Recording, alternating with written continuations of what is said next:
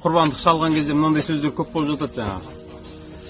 3-ке бөлейін ба, 4-ке бөлейін ба, 5-ке бөлейін ба, қаншауын берейін, қаншауын алып қалайын деген нәрселер ше. Сол Алла тағала айтады, осы кім құрбандық шалады ғой? Құрбандық шаласын, оның мойнынан атқылап шыққан қан жерге түспей жатып, Алла тағала сендердің сауаптарың беріп қояды дейді. Сен болды уже, сауабыңды алып қойдың. Ары қарайғысы негізгісі айтқым келгені де 3-ке бөлесің ба, 7-ке бөлесің ба? Bir bölігін алып қаласың ба? Жоқ, бүкілін таратып жібересің ба? Ешқандай проблема жоқ. Осынана уайым қылмау керек деймін да, уайым қылмау керек.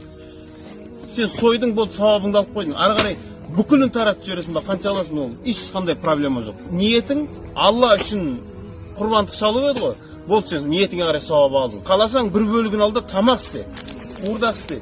Ешқандай проблема жоқ. Айтып тұрмын ғой, сен соясың.